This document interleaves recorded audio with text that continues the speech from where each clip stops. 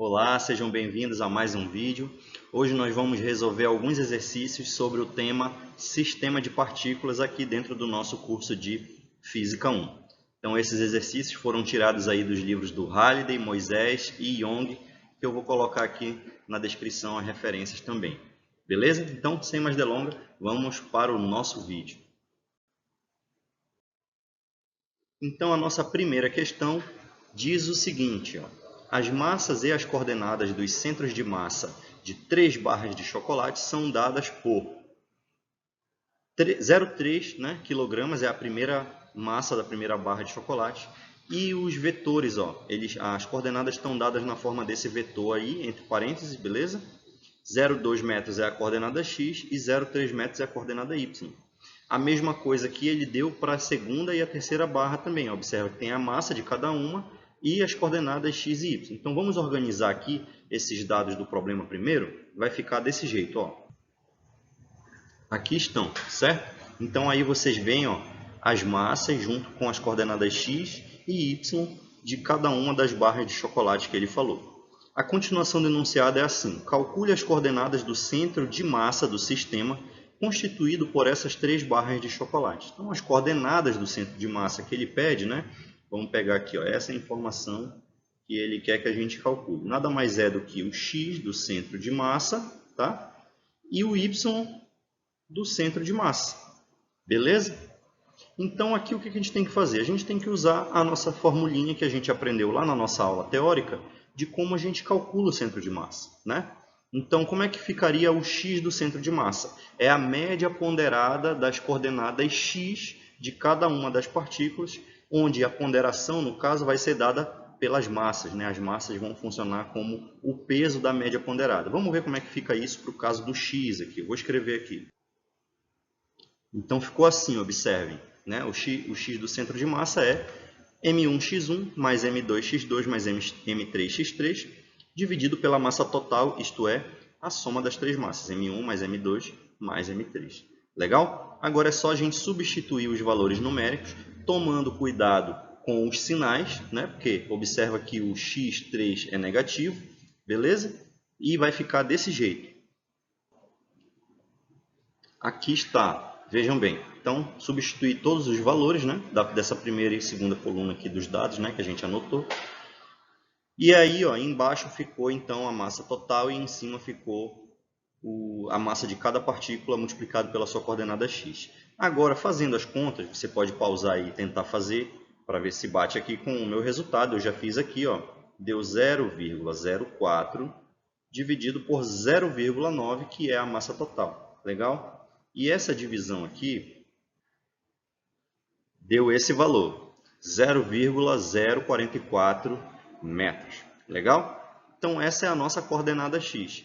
E o y, professor, como é que eu encontro? Ora, você vai fazer exatamente a mesma coisa, só que onde aparece x, você vai substituir por y. Então, vamos ver aqui como é que fica. Aqui está, certo? Então, o y no centro de massa é m1, y1, mais m2, y2, mais m3, y3 sobre a massa total. Legal? Substituindo agora os valores numéricos, ficou desse jeito. Olha, 0,3 vezes 0,3 menos 0,4 vezes 0,4. Observa que a coordenada y2 é negativo, por isso que apareceu aí o sinal de menos, tá? E na parte 3 é 0,2 vezes 0,6 e embaixo o denominador é a massa total. A gente já calculou na parte x, que deu 0,9. Agora é só fazer as contas e o resultado vai ser o seguinte, 0,05 dividido por 0,9, que eu já calculei aqui e deu 0,056 metros. Legal? Porque é uma coordenada de espaço, certo? Então, assim a gente calculou as coordenadas do centro de massa das 3 barras de chocolate do problema e resolvemos a nossa primeira questão. Vamos para a próxima. E a segunda questão tem um enunciado que diz o seguinte. A figura 936, que é essa figura aqui, tirada do livro, mostra uma placa composta de dimensões D1 igual a 11 centímetros. Vamos ver aonde que está o D1 aqui na figura. Então, o D1 está exatamente aqui, beleza? Então ele está ao longo do eixo Y, certo? Ele vale 11 centímetros. Então aqui tem um outro D1 também, ó, na placa de alumínio. Uma é ferro, a outra é alumínio. O D2 vale 2,80. Então onde é que está o D2? O D2 está bem aqui, ó. Ele é essa espessura, beleza? Então ele está ao longo do eixo Z, tá? E o D3 vale 13. Então o D3 está aqui, ele está ao longo do eixo X, só que no sentido negativo. Observa que o eixo X está apontando aqui nessa direção aqui para baixo, né? Como se fosse saindo da folha aqui da tela. E o D3 está para trás, beleza? E ele vale 13 centímetros. Aí ele diz, metade da placa é feita de alumínio, que é essa parte aqui da direita, que tem um Rho, né? Uma massa específica de 2,70 gramas por centímetro cúbico, e a outra metade de ferro, né? Essa primeira aqui, mais escura, que tem massa específica de 7,85 gramas por centímetro cúbico, que é o Rho do ferro, beleza? Então, determine, letra A, a coordenada X, letra B, a coordenada Y e letra C, a coordenada Z do centro de massa da placa como um todo, beleza? Então, o que ele quer que a gente faça? Ele quer que a gente calcule o centro de massa, beleza? Igual como a gente fez para a questão anterior. Porém, agora a gente tem uma placa que é feita de dois materiais, né? Então, na verdade, é uma placa só que metade dela é uma placa homogênea de ferro e a outra metade é uma placa homogênea de alumínio. Então, a gente pode tratar esse problema da seguinte forma. A gente calcula o centro de massa de cada uma das placas separado e depois, com esses dois centros de massa, a gente calcula o centro de massa geral do sistema. Beleza? Então, vamos fazer isso, ó. A primeira placa e a segunda são dois paralelepípedos regulares, né? São sólidos simétricos. Quando isso acontece, a gente falou lá na nossa aula teórica, que o centro geométrico coincide com o centro de massa. E onde é o centro geométrico de um paralelepípedo? É justamente o ponto que corresponde, que tem coordenadas, né, iguais à metade de cada uma das coordenadas aí dos lados do paralelepípedo. Legal? Então, o ferro, por exemplo, aqui, a primeira barra, a barra mais escura, o centro de massa dela vai ser um ponto bem por aqui, ó, exatamente no meio, né, da barra, que ele está na metade da coordenada x, ou seja, d3 sobre 2. Ele tem uma altura, vou até desenhar aqui um pouco melhor, ó, observe. Então, aqui está, ó. Então, a coordenada x dele é metade desse d3 aqui. A coordenada y dele é justamente a metade desse d1 aqui, ó, d1 sobre 2. E a coordenada z é a metade do d2, beleza? Então, esse ponto aqui, ó, que eu vou colocar aqui em verde, escrito como centro de massa 1, beleza? O centro de massa 1 é um ponto que tem coordenadas iguais a d1 sobre 2, d2 sobre 2 e d3 sobre 2. E onde está o centro de massa 2, que é o centro de massa da placa de alumínio? Ele vai estar na mesma altura, d2 sobre 2, ele vai estar na mesma coordenada x, que é o d3 sobre 2, porém a coordenada y dele vai mudar, porque ele está deslocado aqui de D1 em relação ao primeiro centro de massa, beleza? Então, onde é que vai ficar? Vamos colocar aqui no desenho. Então, aqui está, observem, né? Então, a coordenada x desse segundo paralelepípedo é d3 sobre 2. A coordenada y agora vai ser, ó, 3d1 sobre 2. Por que 3d1 sobre 2, professor? Porque é 1,5 do d1. Então, ó, é 1 do d1, que seria todo esse comprimento aqui da barra de ferro, e mais metade, né, que é justamente o meio da placa de alumínio, beleza? E a altura é a mesma, ó, d2 sobre 2. Legal? Então, as coordenadas x, y e z desse segundo centro de massa são exatamente essas. Bom, e aonde vai estar o centro de massa geral agora? Vamos ver, fazendo essa interpretação. O centro de massa geral, ele vai estar num ponto situado em cima da linha que une os dois centros de massa das duas placas, só que um pouco mais para perto do centro de massa da barra de ferro, porque a barra de ferro ela tem maior massa. Por ela ter maior densidade e os volumes serem iguais, a massa dela acaba sendo maior.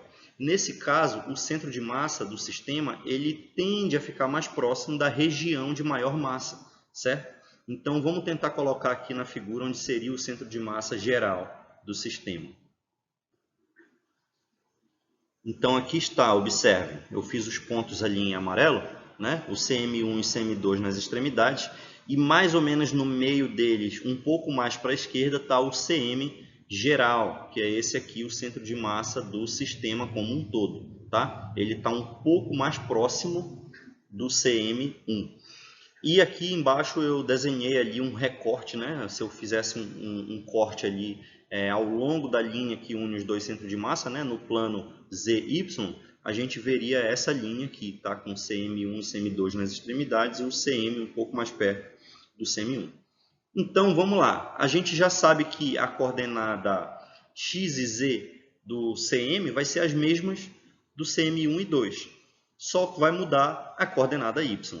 Legal? Então, vamos escrever logo as outras duas que a gente já sabe, que é um pouco mais fácil, a gente deixa a y para o final. Tá aqui, então, ó, a coordenada x do centro de massa é menos d3 sobre 2. Por que menos, professor? Porque o D3 ele aponta no sentido contrário do eixo X. Legal? E o ZM é D2 sobre 2. Substituindo agora os valores numéricos, a gente chega nesse resultado, certo? Menos 6,5 centímetros para a coordenada X e 1,4 centímetros para a coordenada Z. Faltou fazer a Y. E agora a gente vai usar o nosso conhecimento de como calcular as coordenadas do centro de massa, fazendo a média ponderada das coordenadas de cada uma das partículas.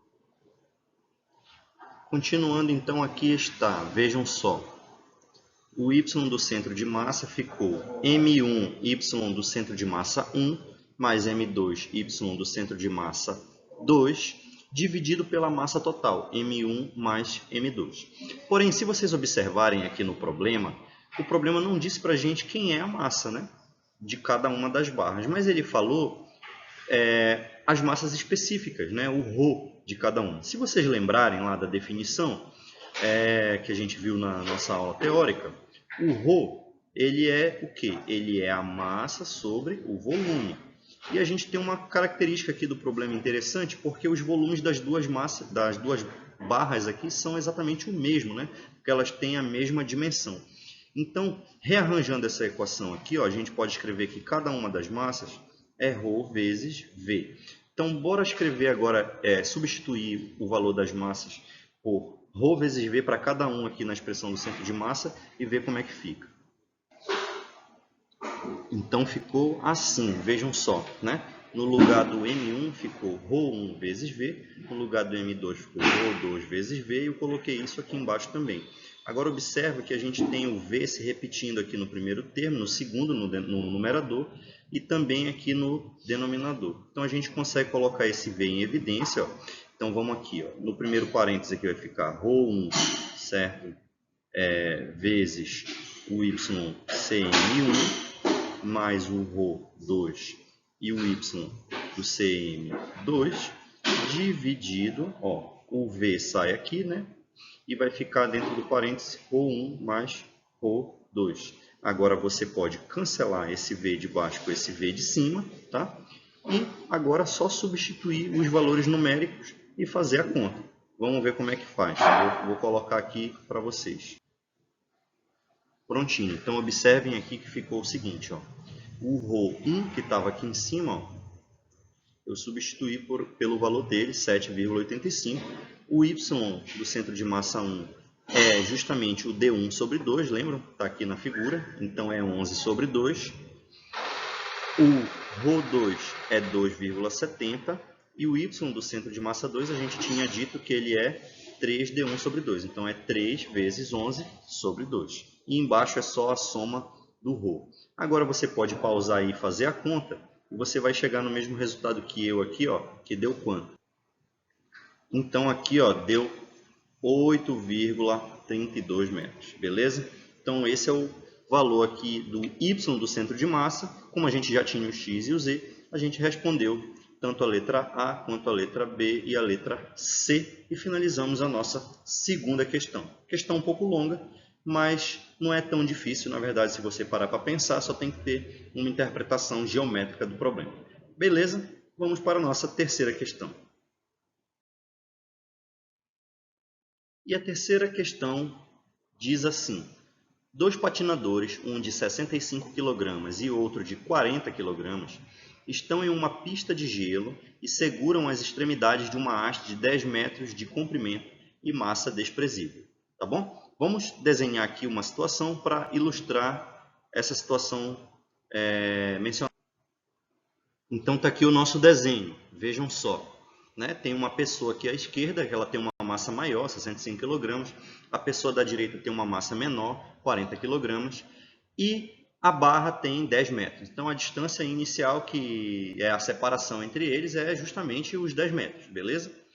E aí a continuação do enunciado diz assim: os patinadores se puxam ao longo da haste, então eles vão se puxar aqui, ó, nessa direção, um vai para a direita e o outro vai para a esquerda, até se encontrarem, né? Então, no final, a distância entre eles vai ser zero, né? Eles vão ficar ali juntos, beleza?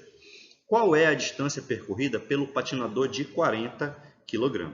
Então, vamos lá. Eu quero saber o quanto esse carinha da direita vai andar. Só que observa que as massas deles não são iguais.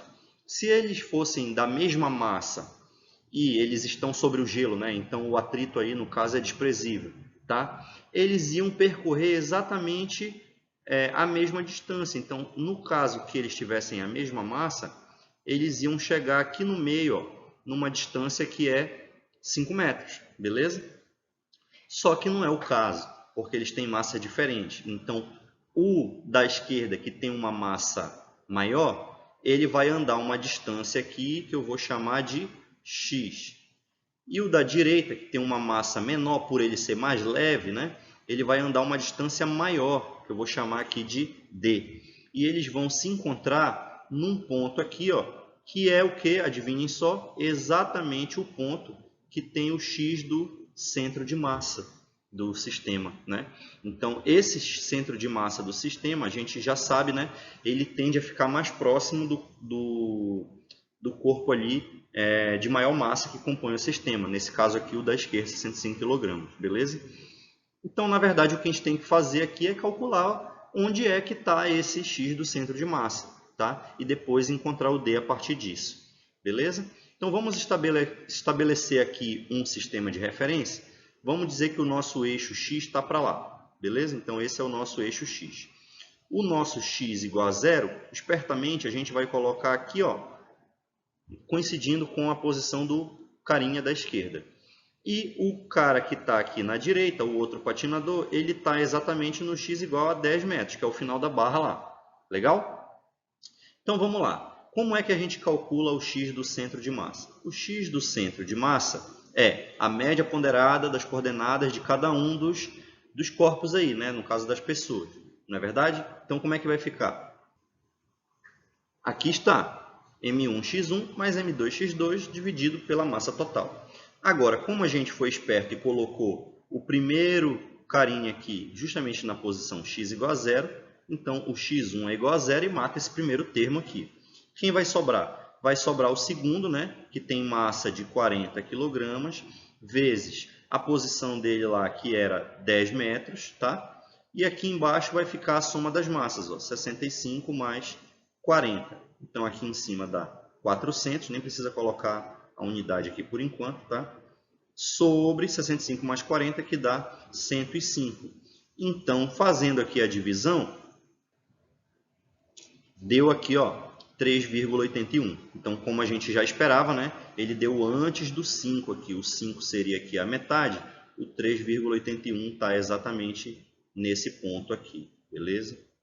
E agora a gente quer saber o valor do D. Como é que a gente calcula?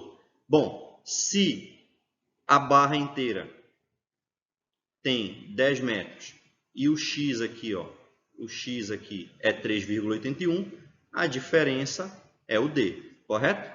Então, a gente coloca aqui, ó, que o x mais o d vale 10 metros. Então, o D é 10 menos o valor do X. Então, é 10 menos 3,81. E isso aqui dá 6,19 metros. Então, essa é a nossa resposta. É o quanto o carinha da direita mais leve, a pessoa mais leve, andou. Nesse caso, para a esquerda. Certo? E assim a gente resolve o nosso terceiro problema de hoje. O quarto problema de hoje diz o seguinte, ó, esse problema do livro do Moisés, né? Dois veículos espaciais em órbita estão acoplados. A massa de um deles é 1.000 kg e a massa do outro 2.000 kg.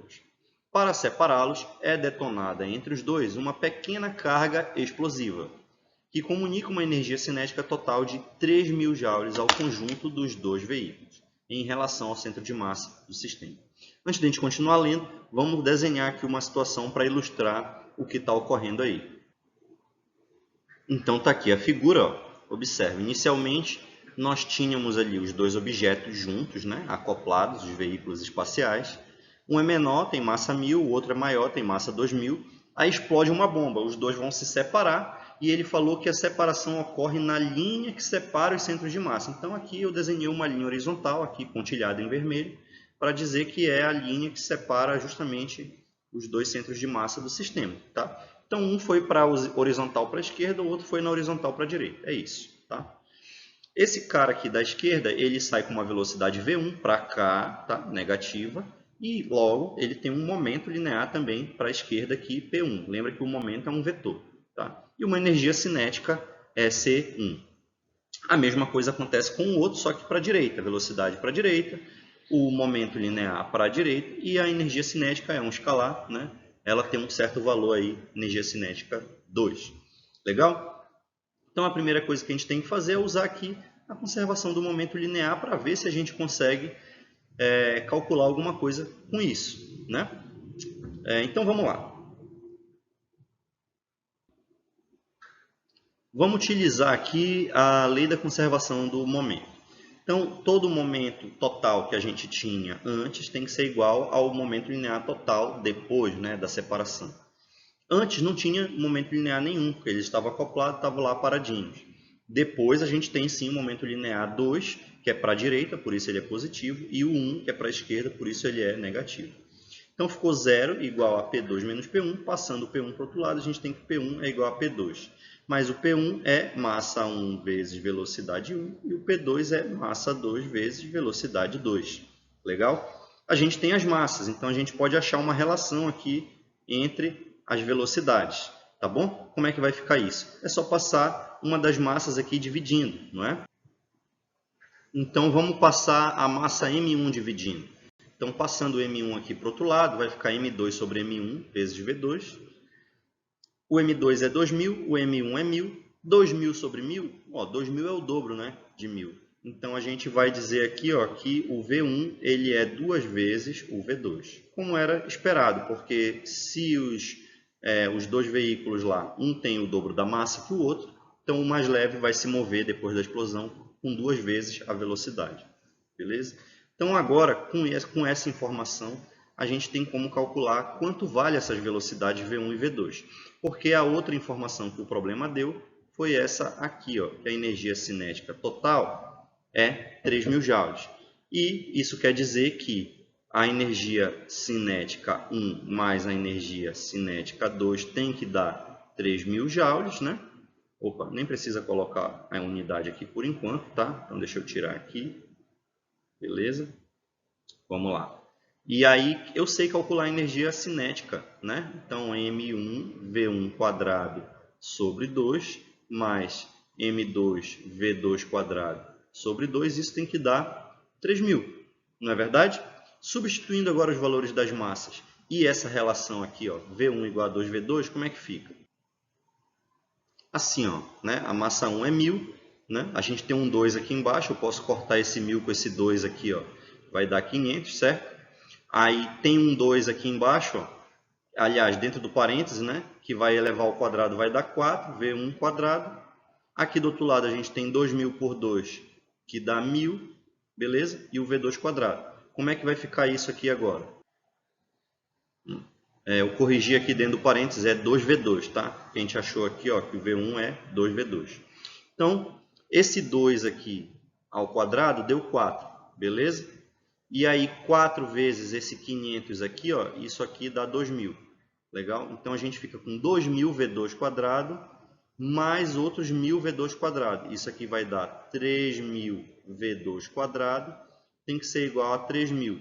Esse 3.000 daqui dividido pelo outro 3.000 dá 1, né? Então V2 quadrado é igual a 1 e tirando a raiz a gente chega aqui, o V2 é igual a 1 metro por segundo.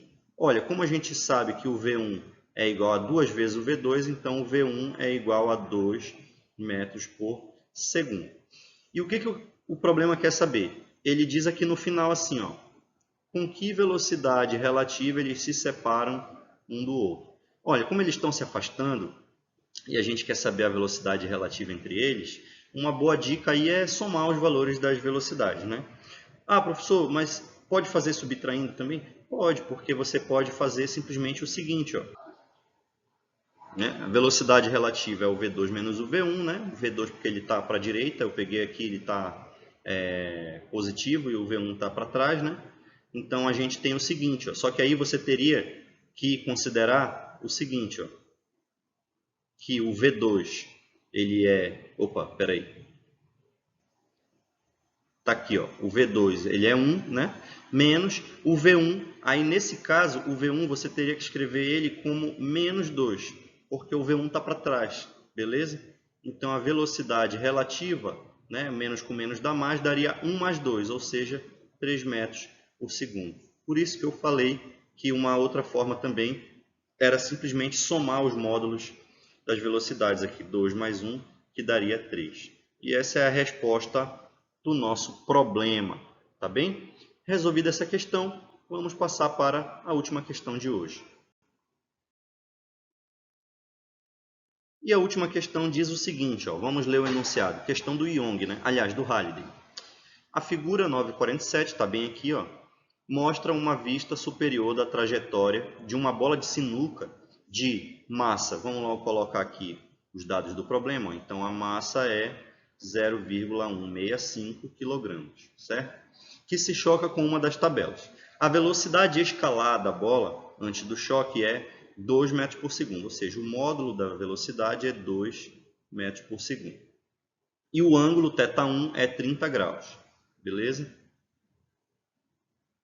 O choque inverte a componente y da velocidade da bola. Quando ele diz isso, ele fala que o V2y é menos o V1y.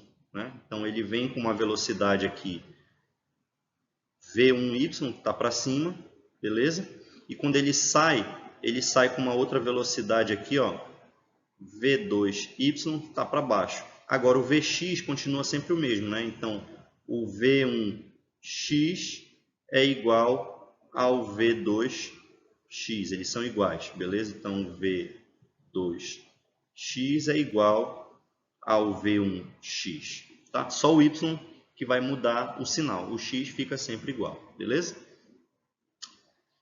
Determine, letra A, qual é o ângulo θ2, beleza? Olha, essa aqui você não precisa nem fazer conta, porque é simplesmente a lei da reflexão, né? Então a bolinha ela bate e sai com o mesmo ângulo em relação à normal superfície. Então a superfície com que ela colidiu foi essa aqui, tá? Que é ali a parede ali da mesa de sinuca, né?